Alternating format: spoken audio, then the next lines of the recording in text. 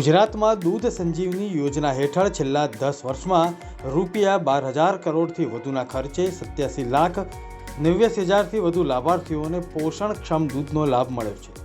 હાલ સમગ્ર રાજ્યમાં 10 લાખથી વધુ લાભાર્થીઓ આ યોજનાનો લાભ મેળવી રહ્યા છે, જેની ફળશ્રુતિ રૂપે આદિવાસી વિસ્તારમાં દૂધ સંજીવની યોજનાના પરિણામે ભૂલકાઓ, સગર્ભાઓ અને ધાત્રી માતાઓના પોષણની સ્થિતિમાં સુધારો જોવા મળ્યો છે।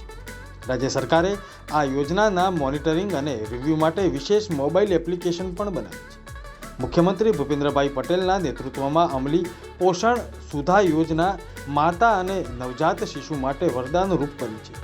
હાલ રાજ્યમાં તમામ 14 આદિજાતિ જિલ્લાઓમાં 106 ઘટકોમાં પોષણ સુધા યોજનાનો લાભ આપવામાં આવી રહ્યો છે।